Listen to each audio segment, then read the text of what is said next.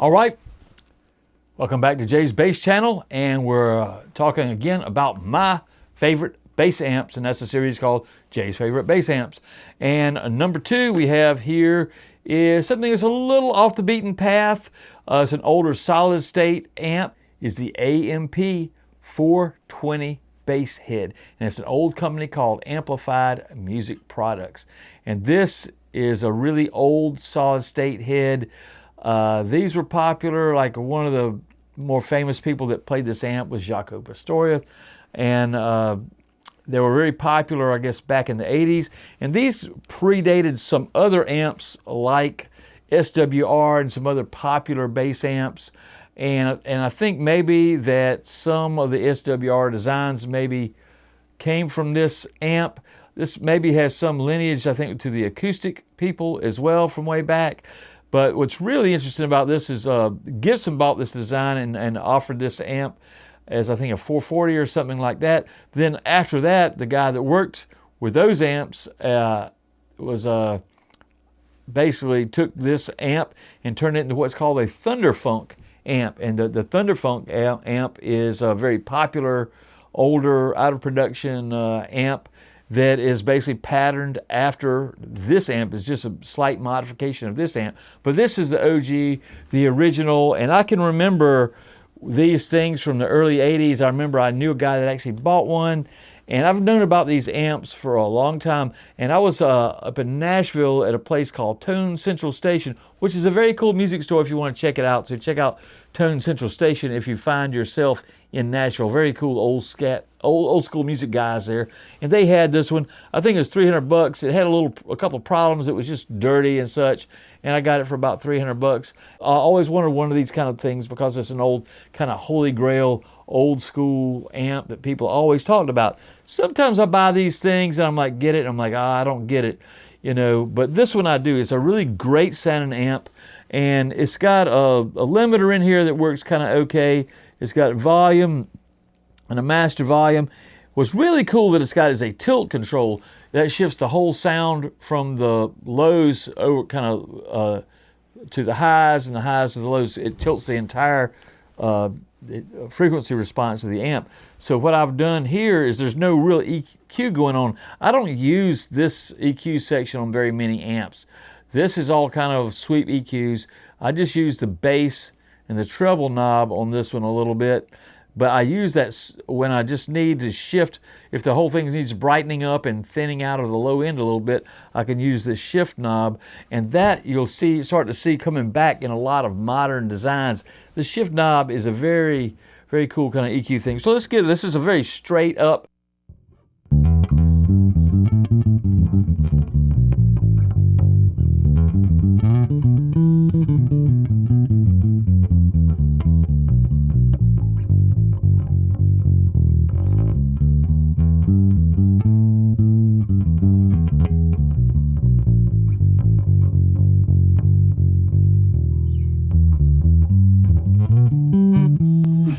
It's very clean. This amp is not going to distort, not on purpose anyway. If you want to have distortion, this is either not the amp for you, or you're going to have some sort of drive pedal. But a lot of people get these old amps or old Suns and things like that and add drive pedals for more modern stuff. But this is just a really cool, solid sounding old amp. I'm really glad that I picked it up. Like I said, you hear people talk about it in kind of the old school bass underground chat room type things. These things have been talked about for years, and they're still gettable. You'll see them occasionally on the used market, the classic spots like Guitar Center and what's the other place, Music Go Round. You know, you can find these things. Problem is sometimes some of these places don't ship or something like that, but they're coming in the $300 range. And if you're into these cooler old solid state bass amps, it's definitely worth it. I mean, these sound a lot better than a lot of the modern Class D amps. Of course, you know, they are older and they are heavier for sure, but they got a certain sort of wallop to them. There's something about those old 70s and 80s solid state amps. Not all of them, but some of them. Some of these amps, in retrospect, don't sound that great. Just because they were made in the 70s or 80s do not mean that they sound cool. Vintage amps don't always sound good. A lot of them are crap, just like a lot of modern amps are crap. But this is a good amp. Like I say, I don't even use this section. It's got an XLR out on it, I think, on the back. Only thing about the XLR out on it, does not have a ground lift switch. That can be a bit of an issue. But other than that, this thing is tops as far as a good, clean bass amp. So I'm going to slide the track so I can play along and let you hear the amp actually played a little bit. And let's play along with one of our standard little jams that we have for Jay's Bass Channel.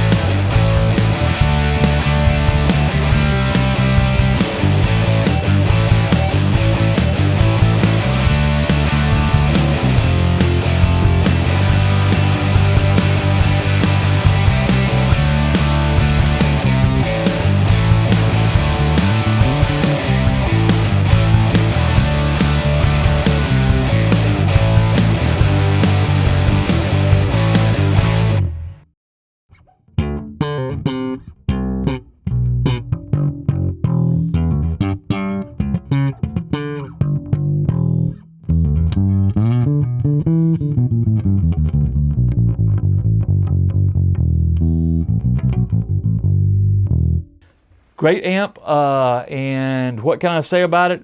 You know, it's a solid state. You know, the solid states don't have as much excitement as tube amps, but, you know, they have their own sort of punch and immediacy. There's something sort of punch you do get out of solid state amps that tube ones don't have. So, you know, solid state and tube are fun to me, and especially these older solid states. Getting into some of the Class D amps, especially some of the cheaper ones, I don't find that the notes pulsate as much as I hear on some of the, you know, more Class AB solid state amps. So I'm kind of a fan of these things. But anyway, hopefully you guys found this interesting, and keep an eye out. I have about 5 or 6 more old weird bass amps that I like, that I keep in my collection, that I'm going to talk about a little bit in case that you might be interested in them. All right, thanks for checking it out.